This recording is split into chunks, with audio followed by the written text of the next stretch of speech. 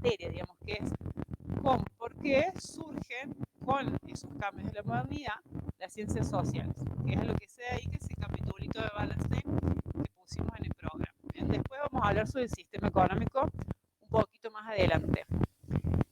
Y ahora, a partir del miércoles, para que tengan el panorama de relación, todos los temas están relacionados entre sí, de lo que van a empezar a hablar, en este caso con el profe Javier, va a ser justamente de epistemología, o sea, esto de cómo se hace para construir conocimiento o qué tipo de conocimiento se puede construir sobre los fenómenos sociales. Y ahí también hay diversas posturas sobre eso. ¿Bien? Entonces las vamos a recorrer, a varias de ellas, durante la unidad 2, de la cual el profe va a hacer el miércoles la presentación.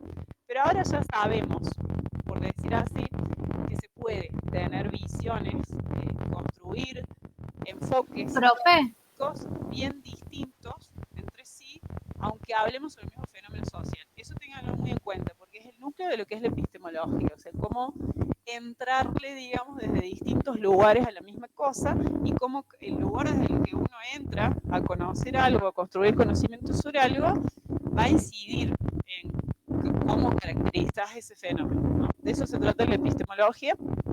Y ya tienen un acercamiento en la práctica, una introducción en la práctica, digamos, de cómo es eso, a través de estos pensadores que han tomado como objeto la modernidad.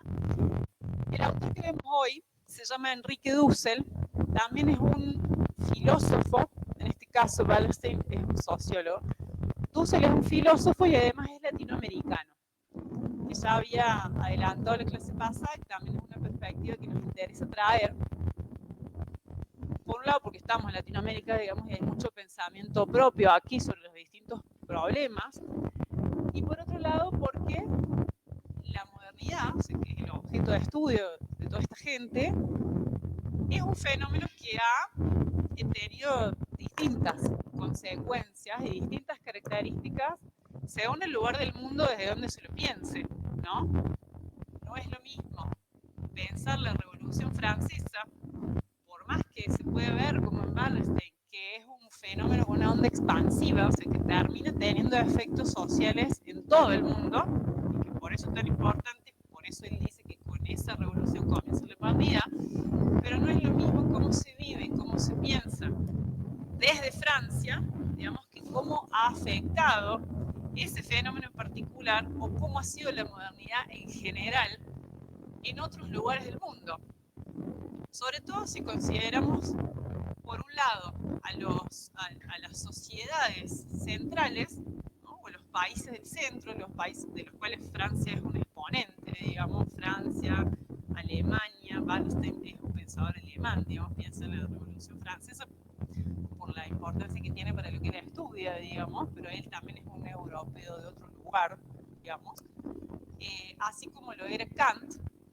Entonces tratamos de ofrecer visiones locales sobre las mismas cosas. Por eso estudiamos al profe Faz, que es local, digamos, que incluso ha sido profesor aquí en nuestra facultad. Y por eso traemos a Enrique Dussel, que hace planteos teóricos en su momento que tienen proyecciones mundiales también. Es un filósofo muy reconocido a nivel global por sus aportes a distintos problemas sobre los que no nos vamos a meter, solo vamos a ver su visión de la modernidad. Él es un filósofo que trabaja en México, pero porque debió exiliarse en México y es argentino de origen. Entonces también eso da un poco cuenta de cómo piensa las cosas, digamos. Después también se puede hacer en la casa, digamos, la tarea de tratar de pensar qué cosas de dónde sos, digamos, como autor o como autora, pueden incidir en qué conocimiento construís sobre determinada cosa, ¿no? En Dussel se hace bastante evidente su latinoamericanidad, digamos, pero por ahí no es tan evidente para otros autores. Sobre todo cuando sabemos que ha sido Europa ese núcleo de irradiación de las ideas modernas y que se han tomado como universales. Cuando a lo mejor hay algunas cosas que no son universales. O sea, cómo pasaron en Europa, cómo se dieron en Europa, o qué efectos positivos han tenido en Europa, no necesariamente es igual en el resto del mundo.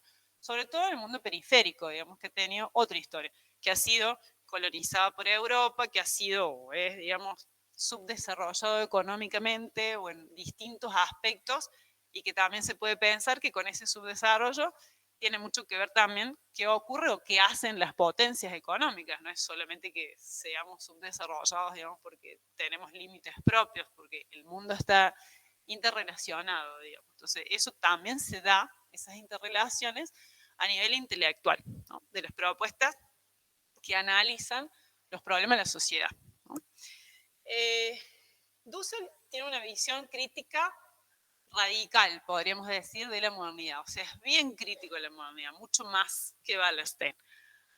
Había dicho en la clase pasada que podemos hacer como una escala de gradación, digamos, entre estos cuatro autores que vemos, según su adhesión o no a las ideas más difundidas sobre lo que es la modernidad. Kant, además de que es uno de los fundadores, digamos, de las ideas modernas, del pensamiento moderno, sería como el más representativo de una visión de la modernidad pura y puramente europea, digamos, y originaria. Fass es un autor que sigue esa perspectiva sobre la racionalidad, digamos, y sobre la idea de progreso, pero que hace algunos matices, digamos, que están ahí en el texto, también desde su lugar en el mundo, digamos, que es Latinoamérica, Argentina, no es Francia, Alemania, etc. Wallerstein, que hace una crítica al sistema económico, adhiriendo a lo que él caracterizaría como ideologías de raigambre marxista, digamos. Él es un autor marxista dentro del pensamiento socioeconómico. Sí. Sí.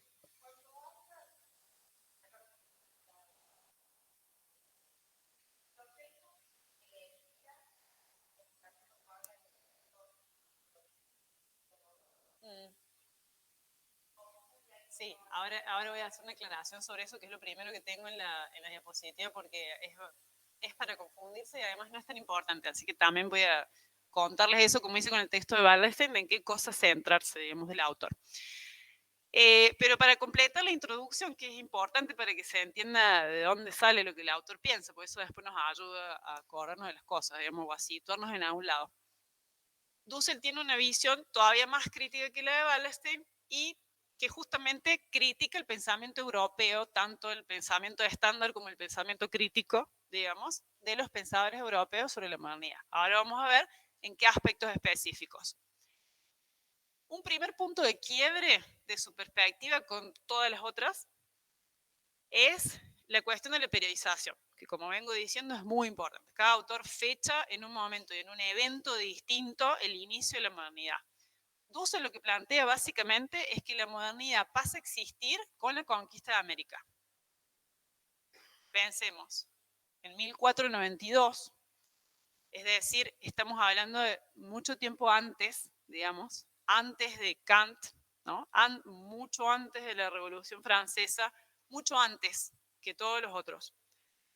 Y esto no es solo por considerar que la modernidad es un periodo más largo, sino por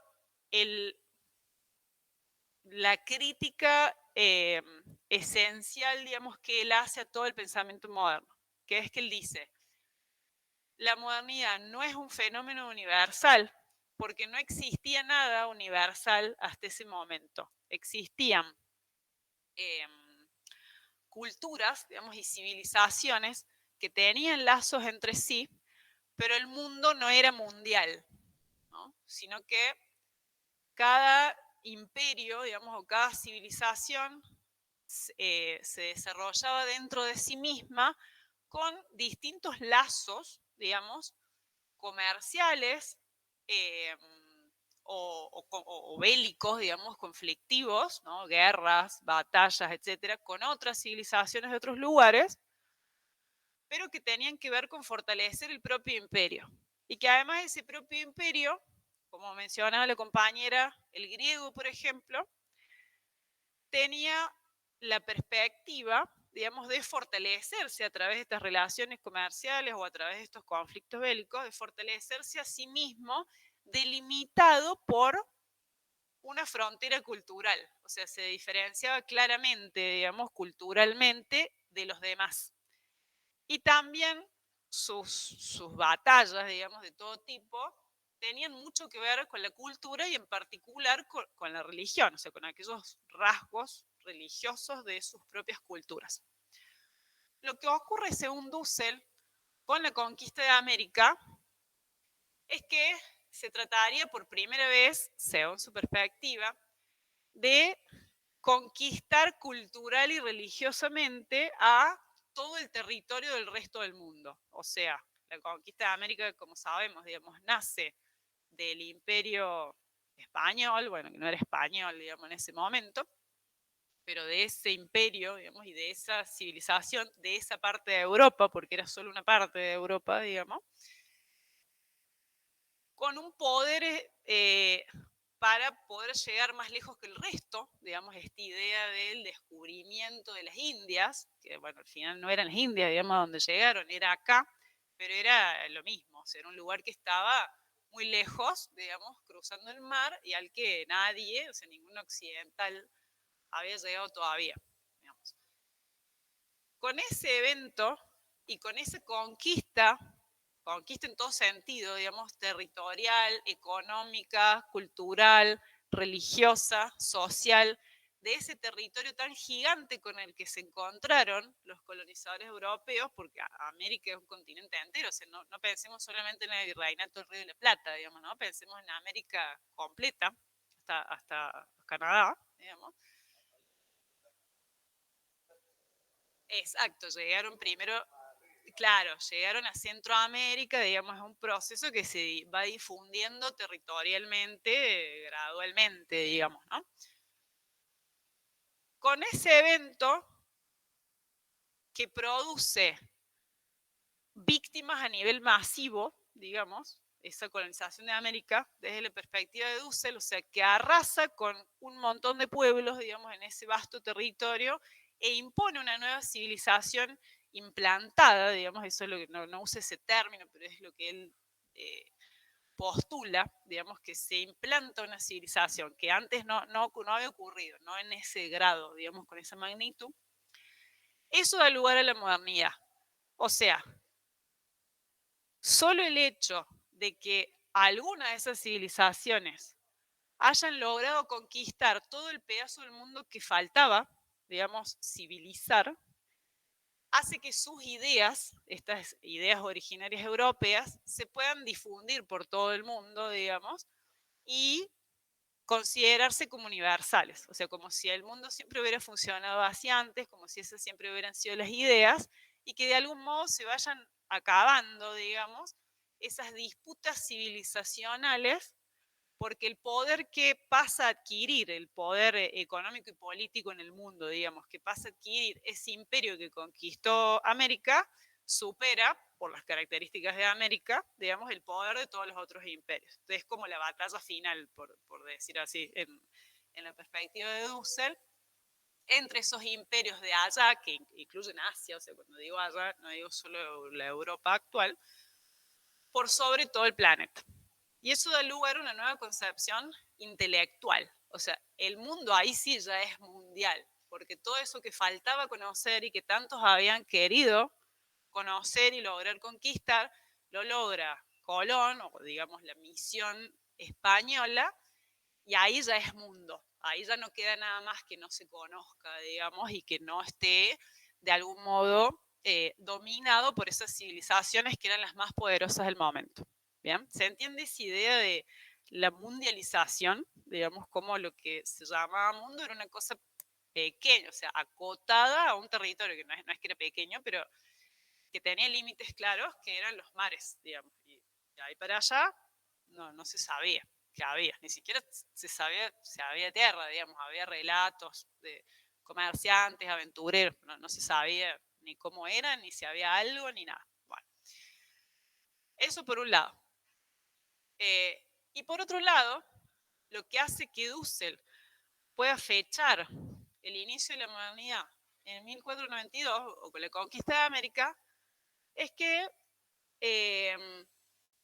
esa idea del poderío de Europa que tenemos hasta nuestros días, pero que es real, digamos, que se materializa, era falsa, dice él. Pero una vez que América se conquista y que estos imperios pasan a ser los más poderosos del mundo, eso se difunde como si siempre hubiera sido así. Cuando en realidad antes Europa, y sobre todo esa parte de Europa, o sea, la Europa del Sur, diríamos, era el imperio más débil, digamos, entre los que existían. Y su cultura y su civilización había sido construida, según la historización de Dussel, había sido construida a partir de fuentes, o sea, tomando influencias culturales de los otros imperios y civilizaciones que ellos pasan a considerar subdesarrollados después. O sea, una vez que adquieren el poderío que les da la conquista de América, pasan a considerar subdesarrollados, digamos, culturalmente, científicamente, políticamente, etcétera, a todos esos imperios del sur, es decir, los árabes, básicamente, que les habían dado o permitido, digamos, construir la mayoría de sus eh, construcciones culturales, ¿no? O sea, expresadas en los distintos ámbitos, o sea, desde las arquitectónicas hasta las intelectuales, digamos, como la poesía, la filosofía o toda la literatura, las artes en general, o sea, recibiendo influencias desde abajo, digamos, geográficamente hablando, o sea, desde el sur, ellos habían construido su propia identidad incluso, no solo su poder político, sino su propia identidad que, según el autor, cuando conquistan América, luego pasan a negar, ¿no? A negar que eso haya sido así. Bien. Paso ahora a la diapo para que esto se entienda bien en el marco del texto. Bueno, acá les señalo, después van a ver, las diapositivas están en el aula, ya les voy a habilitar. Están marcados ahí los apartados del material de cátedra en el cual se desarrolla la síntesis de esta posición, ¿no? De la modernidad vista desde Latinoamérica. Van a ver que hay mencionados ahí varios autores, o por lo menos más que Dussel. Nosotros en esta comisión nos concentramos en Dussel, o sea que esto léanlo como les decimos siempre, léanlo como síntesis, como apoyo, como contexto, pero para estudiar, digamos, y para rescatar qué conceptos de modernidad son los que importan acá, son los de Dussel que están en el texto de Dussel, que está en la sección de donde estudiamos. Este es el texto que tienen subido, se llama Europa, Modernidad y Eurocentrismo. Y empieza acá con esto que cuento. Él le llama esto una historización de la conformación de Europa a lo largo de los siglos. Es donde aparece esto que mencionaba la compañera, que se nombran los distintos imperios, y que van a ver, no sé si alguien lo pudo abrir el texto. Bueno, van a ver que en la primera parte tiene todos unos gráficos, que como les decía la otra vez, a esos no les presten atención porque se van a confundir más. Todos unos gráficos donde él va sistematizando, digamos, el pasaje y las vías de influencia, digamos, entre los distintos imperios. Entonces ponen unas flechas, bueno, de acá a acá iban influencias culturales, políticas. No hace falta que después recuerden eso, o sea, mírenlo para consolidar esta idea de que Europa no era lo que es, digamos, o lo que dicen ser después de la conquista de América en su momento, pero solamente para eso, es como a modo ilustrativo. A partir de este proceso de negación, dice Dussel, tanto de negación de qué es lo que era Europa antes, como de negación de que haya sido un genocidio, digamos, como él lo nombra, la conquista de América, o sea que para adquirir ese poderío ya ha habido que arrasar con un montón de civilizaciones, porque no era esa la civilización originaria, se conforma la ideología eurocéntrica, o sea, todo esto que estoy diciendo de qué es lo que se dice, lo que la misma Europa dice que es, digamos, Dussel le llama ideología eurocéntrica. Que Europa siempre fue el centro es una falacia, plantea él. No lo era, ni históricamente ni intelectualmente. ¿Bien? Pero que hoy consideremos que es así, tiene que ver con una difusión de una historia oficial de Europa, digamos, que él considera eurocéntrica. O sea, que es eurocéntrico, lo que que pone a Europa en el centro y hace como si siempre las cosas hubieran girado en torno a esos pueblos, a esa civilización, a esa localización, incluso porque el mapa mundi, vieron tal como es, así mirado en un planiferio, digamos, Europa está como en el medio, así visualmente. Pero la Tierra es redonda, y no sé si vieron a una, o sea, no tiene medio, digamos. Entonces, eso sería como una traducción ideológica, digamos, de cómo se supone que es el mundo, digamos, qué es lo que está en el medio, qué es lo que está en el borde, qué es lo que está abajo marginado, qué es lo que no. No, hasta en eso se manifiesta la ideología, digamos, y él lo trae, no es que trae ese ejemplo de colación, pero trae esta idea de lo eurocéntrico como una ideología en ese sentido. Independientemente de que se esté de acuerdo o no, digamos, con esa ideología, pero que es algo que expresa una idea que no necesariamente es así. Visto desde otro lado, podría ser de otro modo. Vieron que, por ejemplo, los chinos, que tienen mucha claridad sobre esto de la ideología occidental, digamos, o del occidentalismo como centro del mundo, tienen ellos el mapa mundial al revés. ¿Lo vieron alguna vez a eso? Tendría que haber traído la imagen para mostrársela.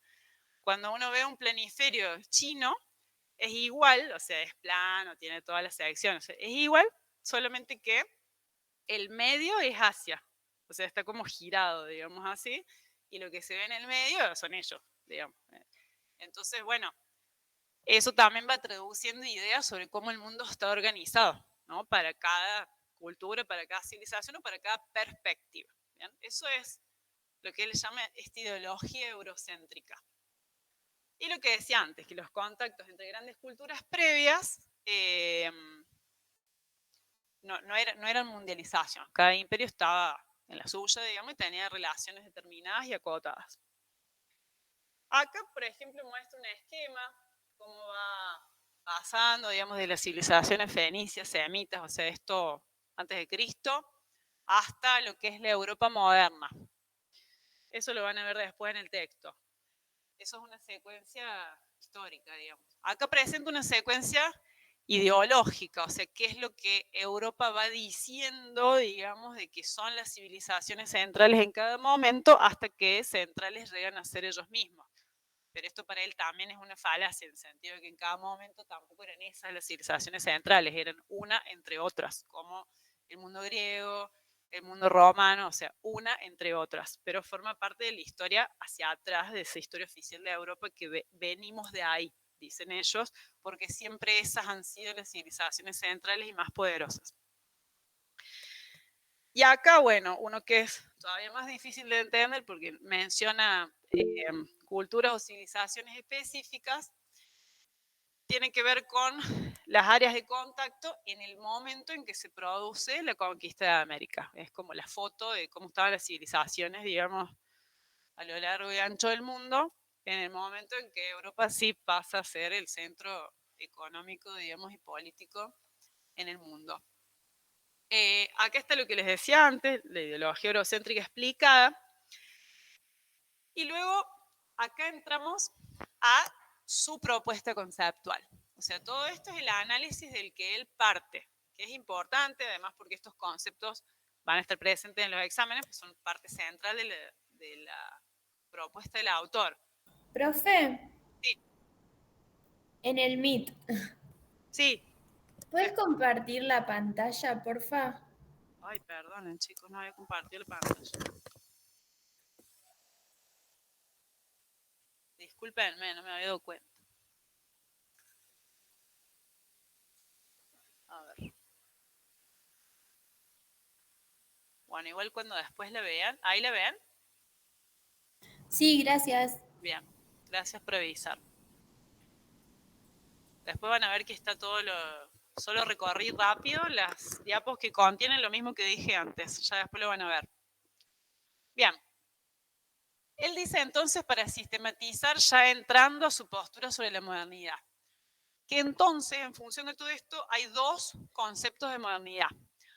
Uno al que le llama el concepto, no le llama, sería el concepto hegemónico de la modernidad.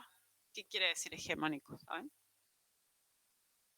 Hegemónico es lo que predomina, la idea predominante, digamos, o lo que predomina. que es un concepto mítico oficial, al cual él le opone un concepto propio que dice él que es realista y que es crítico, lo cual, bueno, a esta altura con todo lo que conté resulta más o menos evidente por qué le llama así a su propio concepto. Vamos a ver qué características tiene su conceptualización.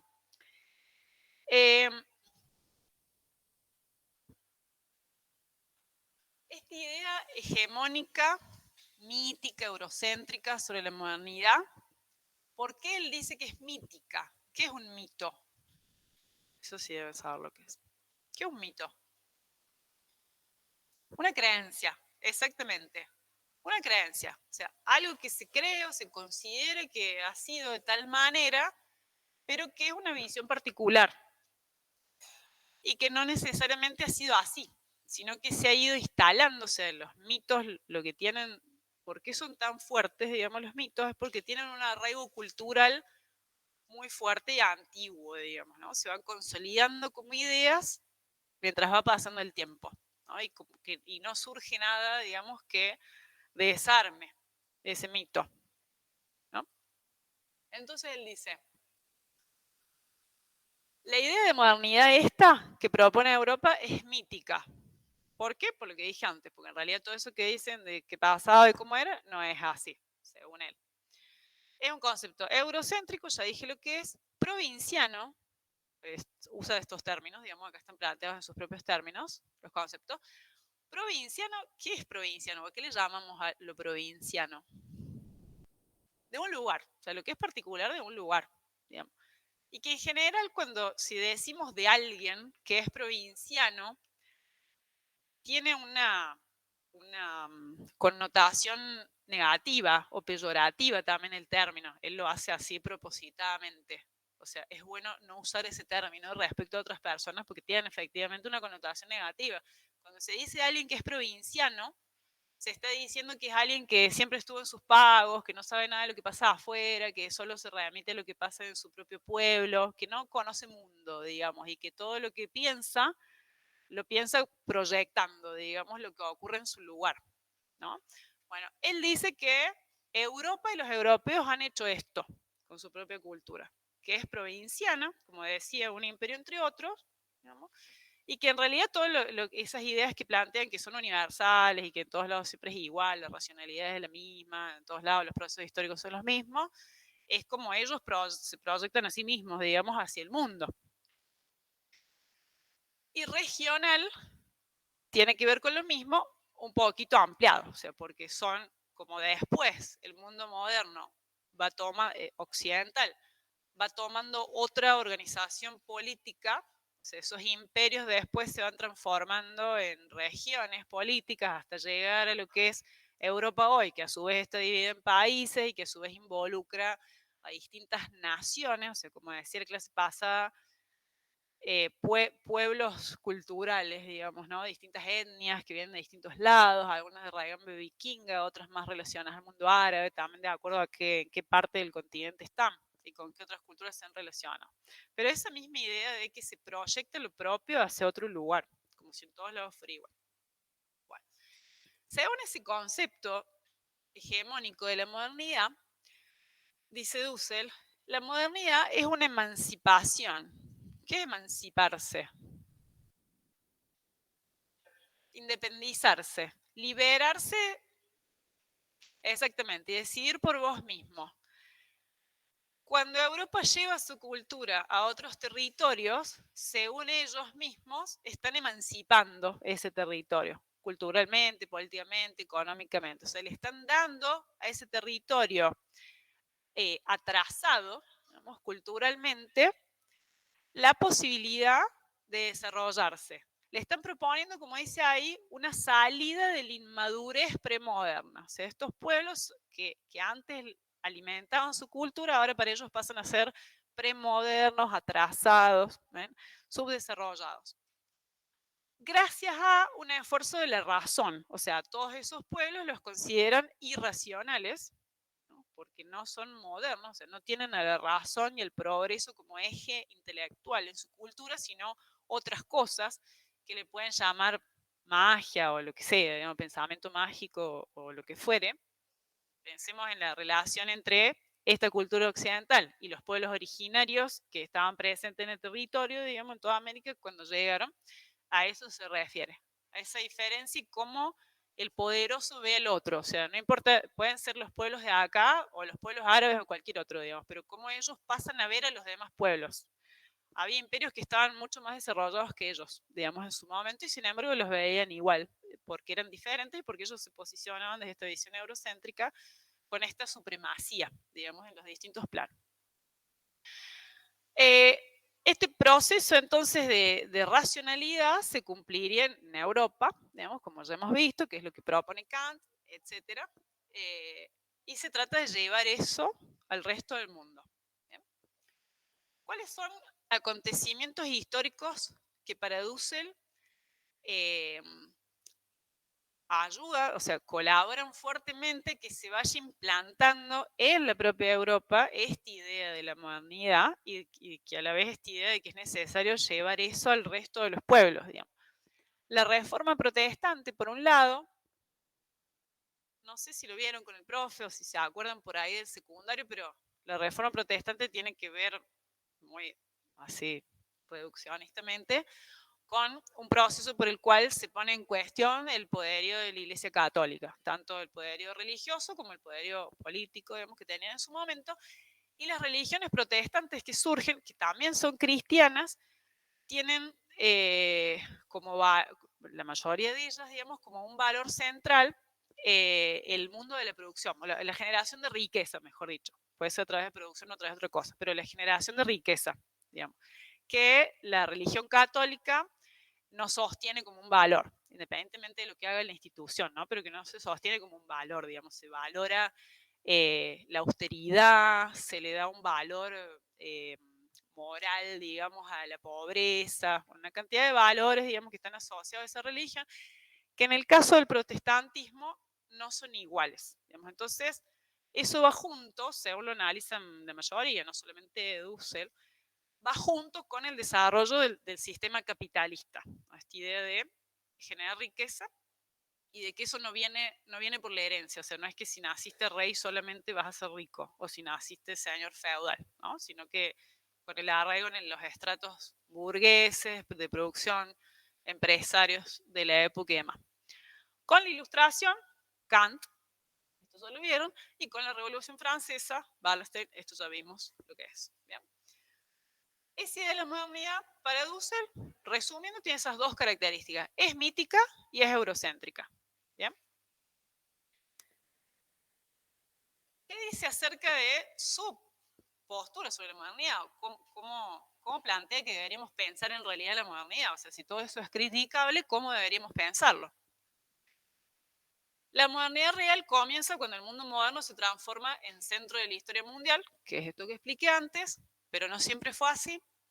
Cuando se constituye, a partir de la conquista de América, que genera esa mundialidad,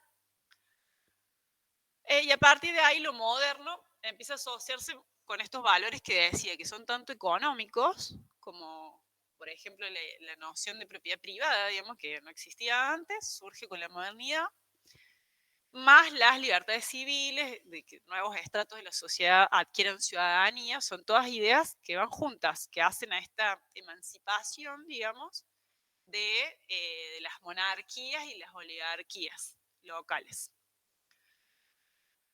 que mucho tienen que ver con este progresismo de las ideologías que sistematiza Wallerstein, las liberales y las marxistas, que van en contra de la organización monárquica, digamos, ¿no? La revolución industrial y la ilustración consolidan ese proceso que obviamente ya se había iniciado, como todo proceso histórico, pero ahora sí con la conquista de América, Europa es el centro realmente material, digamos, del mundo. Por lo tanto, si realmente se constituye un centro, dice él, esta vez en serio, no es que todos los imperios son equivalentes, digamos, si se constituye un centro, automáticamente pensar en la idea de un centro te hace pensar que hay mucho otro que no es centro. O sea, el centro es uno, digamos, pero el mundo es muy grande. Entonces él dice, así se constituye una periferia. Entonces, se polariza, digamos así, el poder político y económico a nivel mundial en el centro, que empieza a acumular y que va acumulando cada vez más de ese poder respecto al resto de las regiones del mundo, y se va perdiendo, o sea, él lo ve como un juego de suma cero, digamos, mientras más poder suma el centro, es porque más se está sacando a la periferia, ¿no? Y la primera periferia, en ese sentido, es América Latina, ¿no? Las otras se empiezan a ver como periferias después. La primera es América Latina, que es la que Europa conquista y que da lugar a la mundialidad y a la modernidad. ¿Bien? Todo eso, todas esas ideas para Dussel no son solamente a posteriori, digamos, en el sentido de, bueno, esto ya sucedió, o sea, ya Europa ya conquistó América y entonces adquirió ese poder, se empezó a relacionar con el resto de los imperios de otro modo, digamos, con esa jerarquía, etcétera, sino que también, y esto dice, no es solamente Europa, sino cualquier civilización que tiene una política de imponerse a otra, tiene que justificar de algún modo hacerlo, digamos. Y el modo como lo hace. Por poner un ejemplo más actual, qué sé yo, si Estados Unidos invade un país, digamos, como no sé, un país árabe que tenga petróleo, digamos, después de bastante tiempo se empiezan a hacer explícitos esos discursos acerca de la necesidad para esa nación de obtener esos recursos, digamos, y de que eso tuvo que ver con el proceso histórico, que no es solamente porque en el país que tiene petróleo había gobernado un dictador, digamos, sino que necesitaban el petróleo. Y eso constituye nuevas relaciones económicas entre esos dos países, que estaban bloqueadas antes porque el otro país rechazaba el vínculo, ¿no? Bueno, esto es lo mismo, pensado igual a nivel mundial, digamos, ¿no? Es necesario justificar que eso se haga. Lo que él dice es que todavía más es necesario justificarlo para esa Europa colonizadora por dos razones. Una, por la magnitud que tiene esa colonización. O sea, no es lo mismo un país o un pueblo o un territorio particular que, o sea, si lo pensamos actualmente, es como relaciones entre países, Rusia, Ucrania. O sea, es una territorialidad acotada y una incidencia acotada, digamos, dentro de todo. A diferencia de una guerra mundial. Bueno, esto lo pensemos más como una guerra mundial, pero que en realidad no es una guerra porque los otros no tienen posibilidades de defenderse. O sea, no es de igual a igual, digamos, ¿no? Ni la guerra se declara ni nada, simplemente viene alguien y se posa ahí, te saca y se pone el mismo, digamos, ¿no? Eso es lo que Duce plantea, que esa es la lógica, digamos. No es una guerra. Por la magnitud de eso, y a la vez porque sí existían civilizaciones en ese territorio. Porque él dice, bueno, si vos llegas y es la mitad del mundo, pero ahí no hay nada, digamos, o hay solamente naturaleza, no es que estás conquistando, digamos, ¿no? No se está produciendo esto de la emancipación, de decir que vos venís a emancipar a los demás, o sea, eso lo tenés que justificar cuando hay personas, digamos, ahí, si no, no. Es por eso que se necesita algún mito que disculpe, por decirlo de algún modo, que justifique ese accionar que él llama genocidio y que no debería haber pasado así, en función de los valores que esa sociedad ahora céntrica sostenía. Porque hablando de religión, digamos, precisamente el imperio español era el estandarte, digamos, de la religión católica en el mundo, o sea, dentro de las cristianas, de la religión católica, y para la religión católica están penadas todas las cosas que se hicieron durante la conquista de América. O sea, está penado matar gente, está penado robar gente, está penado robar en general. O sea, no solamente... ¿Cómo? esclavizar a los otros, exacto, respetar lo que es el prójimo. Esta idea de la propiedad privada tiene algunas características distintas, pero que asumen el mismo núcleo de respetar la propiedad, o sea, no robar. Este es uno de los 10 mandamientos. Bueno, o sea, si pensamos en lo que está en los 10 mandamientos, digamos, se ve de qué manera todo eso era injustificable, digamos, que se hiciera, porque además se hacía en nombre de Dios, digamos. Entonces, eso es lo que, eso es lo que termina de atar, digamos, su idea de por qué esto es mítico, digamos, porque está vinculado por todos los lados, o sea, por el lado económico, por el lado político, por el lado cultural, por el lado religioso, digamos. Entonces necesita una historia, o sea, un mito es una historia, digamos, que se cuenta a lo largo del tiempo sobre que eso era necesario hacerlo y hacerlo de esa forma. ¿Y por qué era necesario?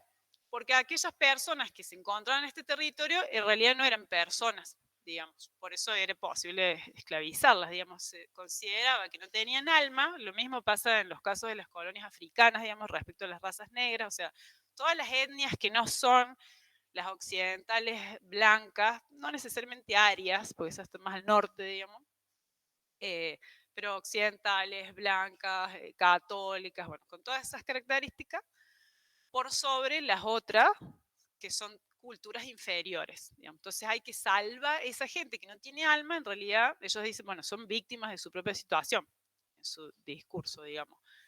Tenemos que salvarlas. El modo de salvarlas es transmitiéndoles nuestra religión. Entonces ese es el mecanismo a través del cual se produce la conquista cultural. Junto con, pero esa es la parte que cuentan, digamos, dice Dussel, la parte que dicen que hicieron. Todo lo demás dicen que no lo hicieron o que si lo hicieron estaba justificado. La muerte, o sea, todo lo que, todo lo que es un pecado capital, digamos, ¿no?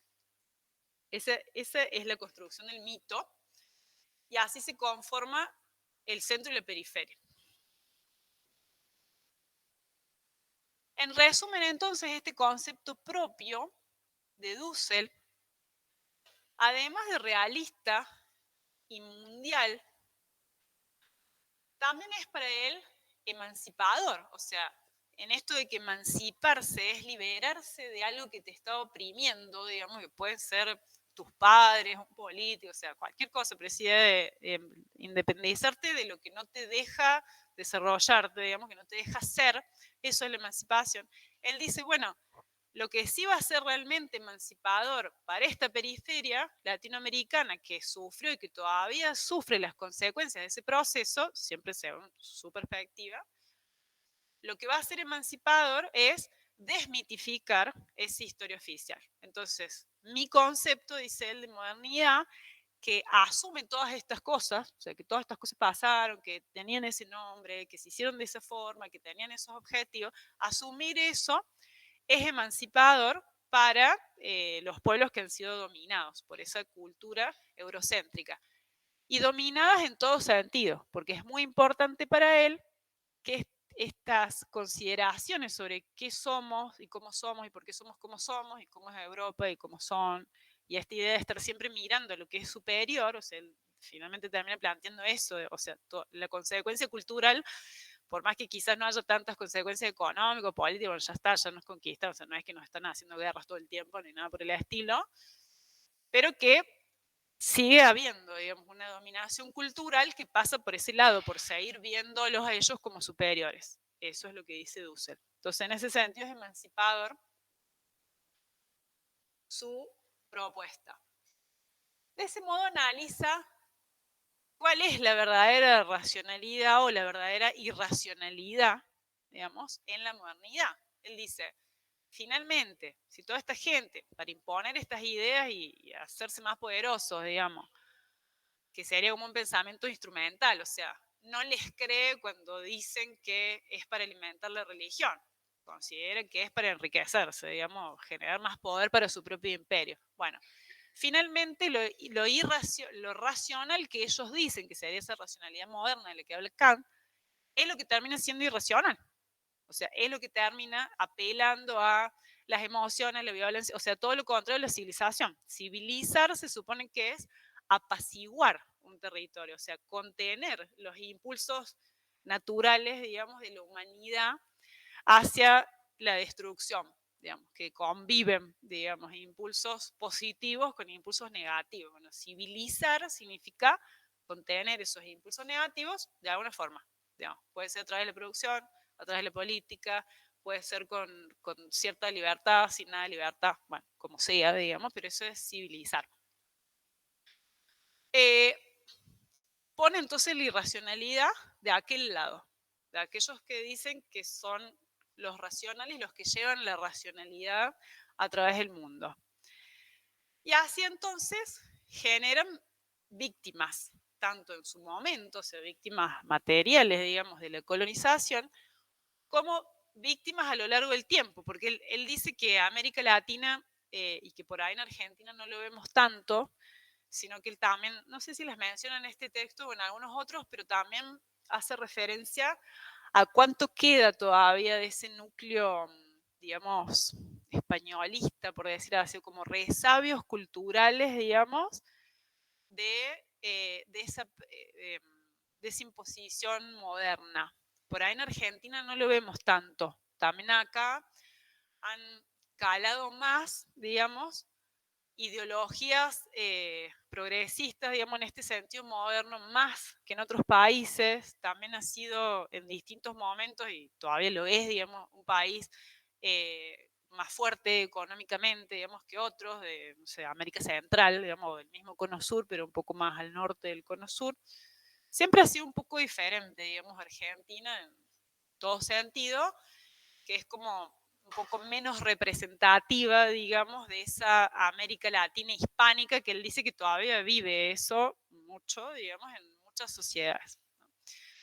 Entonces, sigue habiendo víctimas, digamos. Además, sigue habiendo víctimas materiales. Bueno, él no es que dice que solamente hay víctimas culturales, pero sí de víctima es también clave en su planteo. Para dejar de serlo, digamos, debemos dejar de ser, de considerarnos víctimas, digamos, para poder enfrentar ese proceso y emanciparnos realmente. Y para eso propone una idea superadora de la modernidad. En esta discusión de la que siempre hablamos, de que si la modernidad todavía continúa o si ya pasamos a otra etapa, después vamos a hablar de posmodernidad en otra clase, que hay autores que lo dicen así, hay otros autores que consideran que seguimos viviendo en la modernidad y que esto es una etapa, o sea, que es distinta, pero que está dentro, digamos, de ese proceso moderno, otros que dicen que ya salimos de la modernidad. Bueno, Dussel, que dice, él dice que seguimos viviendo en la modernidad porque seguimos atados a este mito y que debemos salir, y que hacia dónde debemos salir no es hacia la posmodernidad, como conceptualizan otros autores, sino hacia lo que él llama la transmodernidad. Eso lo van a ver ahí en el texto. Antes de explicar esto, vuelvo una para atrás para comentarles que esto, el mito de la modernidad, que es una sección específica del texto, se divide como en 7 pilares. O sea, todo esto que dije, él lo sistematiza en 7 pilares, que son los componentes del mito de la modernidad. Bien, acá están traídos textualmente, digamos, no tiene sentido que me ponga a leerlos, después lo van a leer en el texto. Pero para que sepan que en estas frases, digamos, se puede resumir cada uno de esos pilares, que él los desarrolla más. Acá aparecen la idea de víctimas, quiénes son los inocentes, quiénes no, quiénes son los racionales, quiénes son los irracionales. Todo esto está contemplado ahí en la idea del mito. Para superar esta modernidad falaz, digamos, como él la caracteriza, proponen que hay que ir hacia una transmodernidad que tiene 5 pilares. ¿Bien? Un primer pilar, el que está arriba, es develar el mito. O sea, en esto de que el mito es una historia que no necesariamente es verdadera, develarla, o sea, desnaturalizar, desmistificar que todo esto ha sido así. Desmitificar que Europa haya sido el centro, desmitificar que acá antes no había nada, desmitificar que somos inferiores, desmitificar que ellos son los racionales, bueno, desmitificar todos los 7 puntos, digamos, que están antes en el mito, ¿no? Que él dice, eso sería negar la negación, o sea, lo que ellos hacen es negar todo lo que en realidad pasó para poder justificarlo. Bueno, entonces tenemos que negar esa negación. Bueno, lo que no era verdad era eso que ellos decían, ¿no? A través de ese mecanismo, que es un mecanismo cultural, digamos. En segundo lugar, él dice descubrirse como inocente, digamos, de ese sacrificio ritual. Él dice, digamos, como se puede analizar en términos religiosos, él dice, bueno, se tomó como un sacrificio, o sea, hay que sacrificar todo este territorio, digamos, sacrificar a todas estas personas en nombre de el avance, digamos, de la religión católica. Entonces, descubrir que no sos culpable, o sea, es como un mecanismo psicológico, digamos, que se va arraigando histórica y socialmente, digamos. Pero sería lo mismo, el mecanismo en sí, que el de la maduración, o sea, también en cierta forma usa la, eh, la metáfora, digamos, del niño. No la hace explícita, pero es bastante parecido a como razona Kant, que dice salir de la madurez, salir de la infancia, digamos, cuando sos infante sos irracional. Bueno, Dussel dice que esa parte no es cierta, pero lo que sí es cierto es que vos como niño, cuando alguien te está haciendo mal, te sentís culpable vos, digamos, como si fuera culpa tuya. Si sufrís un abuso, si sufrís un maltrato, si sufrís algún tipo de violencia, los psicólogos lo que analizan es que lo que pasa es eso, porque no tenés cómo leerlo, digamos, o cómo expresarlo, bueno, que eso es necesario trabajar sobre ese núcleo en la infancia, digamos. Bueno, esto sería lo mismo. Sobre todo un pueblo, y no en la infancia, sino hoy, digamos, es necesario trabajar esa idea, digamos, de quiénes fueron los inocentes y quiénes fueron los culpables, que sería inversa, digamos, a la que representa el discurso oficial. Luego habla de afirmar la alteridad del otro, que sería, en resumidas cuentas, respetar al otro. O sea, alteridad es lo otro. La alteridad es lo otro. Bueno, si lo otro para vos es una amenaza, lo ves de una determinada forma, y si lo otro lo ves como lo inferior, lo ves de otra forma, y si lo ves como igual y respetable, digamos, lo ves de otra forma. Entonces, cuando él dice afirmar la alteridad del otro o del otro, está hablando de esa tercera posición, digamos, ¿no? Para poder salir, digamos, culturalmente de esa dominación en la que de algún modo nos seguimos sintiendo inferiores, según su análisis. En cuarto lugar, él dice descubrir el eurocentrismo de la razón ilustrada, bueno, esto es lo que venimos diciendo, y la falacia desarrollista, dice él, del proceso de modernización. ¿Por qué? Y acá se encuentran con Wallerstein, o sea, comparten esa crítica a la modernidad, de que esta idea eurocentrista moderna implica la idea de desarrollo, o sea, implica una determinada idea de desarrollo, no la idea de desarrollo en sí, una determinada idea de desarrollo, que es que toda sociedad subdesarrollada, que para toda sociedad subdesarrollada, desarrollarse significa volverse como ellos, digamos, ¿no? O sea, seguir el mismo camino para llegar al mismo lugar. Y que es una idea hegemónica, o sea, única de desarrollo, como que ese es el único desarrollo posible. Otra concepción sobre qué es mejorar como sociedad no se le llama desarrollo, digamos, se le llama de otro modo. Eso es lo que él conceptualiza como falacia desarrollista. Es desarrollista y es falaz. Y él no está de acuerdo con esa idea de desarrollo, digamos. Él no cree que debamos parecernos a ellos. No se mete mucho, no se mete nada en realidad, con las cuestiones económicas, o sea, qué sería desarrollarse en términos económicos, sino en términos culturales, ¿no? Entonces, todo esto que viene proponiendo de la idea de cómo salimos de la modernidad, o sea, qué es lo cultural que nos mantiene atados a la modernidad y hacia dónde debemos ir para desatarnos, no implica, o sea, cuando veamos el término desarrollo, no lo pensemos en términos económicos, digamos, porque no se mete con esa dimensión el autor. Y de esa forma finaliza haciendo todo esto, o sea, develando el mito, dejar saber que somos inocentes, digamos, y de esa forma poder desvictimizarnos, etcétera, etcétera. Vamos a lograr trascender esa razón moderna que lejos de ser una razón, digamos, para él tiene esas características de que es eurocéntrica y es violenta. O sea, el lugar de la violencia para él es central en su concepción, ¿no? Pensar que no da lo mismo si un determinado proceso se da de modo violento o no. ¿Y por qué no da lo mismo? Por todo esto, porque después necesita justificarse, porque hay que armar una historia, porque, bueno, siempre desde el presupuesto de que eso estuvo mal, ¿no? Si alguien considera que eso estuvo bien, no le va a considerar una falacia. O sea, obviamente que él parte desde ese lugar, digamos, de rechazar todo eso que pasó, el modo en que pasó y las consecuencias que ha tenido hasta hoy. ¿Bien?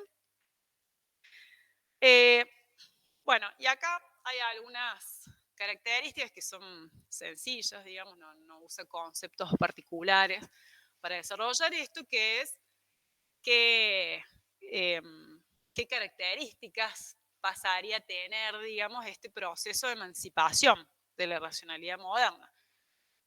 ¿Qué pasaría en la sociedad, digamos, o cómo sería esa nueva sociedad transmoderna? Bueno, habría una solidaridad, digamos, entre el centro y la periferia, una solidaridad, un encuentro entre mujeres y varones, entre géneros, entre las diversas razas, diversas culturas. Bueno, esa parte es fácil, digamos, cuando la lean no tiene dificultad conceptual, pero de todas formas está resumida acá en la diapositiva.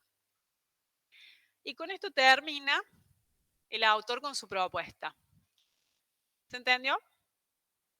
Bueno, cuando vayan al texto, o sea, por un lado van a tener esto en el aula. También hay un video que va haciendo el mismo recorrido, por ahí metiéndose más, digamos, en algunas cosas que las que dije hoy, pero hoy traje lo que es central, digamos, y lo que también después, obviamente, por esa razón es evaluado, y está resumido en las diapositivas. Pero les pongo los dos materiales. Cuando vayan al texto, acuérdense esto de que la primera parte histórica no hace falta acordarse después, digamos, ni de la fe. O sea, la fecha importante es 1492, la conquista de América, pero en este caso más fácil de acordársela, supongo. Y todo lo otro no, ¿sí? Cualquier cosa pueden consultar por foro o después en las clases. Bien. Sí, ¿alguien me llama? Bien. En la Meet, ¿hay alguien con alguna consulta? Si no, pueden ir cerrando, desconectándose, quienes no tengan algo para preguntar. Profe, ¿Cuándo lo subo? Lo voy a subir ahora. Ahora saliendo lo subo ya y les aviso con un mensajito del foro. Sí, ¿las fechas de los parciales están confirmadas o todavía no? dame un segundo que sube el volumen porque ahora no te escucho. Sí, Sí, las fechas de los parciales están confirmadas o no. sí, están confirmadas las aulas, así que van a ser cuando están puestas en el cronograma, los parciales. Gracias. ¿Alguna otra duda en la Meet? Bueno, cualquier cosa, interrúmpame oralmente. Yo voy a dejar abierto mientras me preguntan acá en el aula, por las dudas.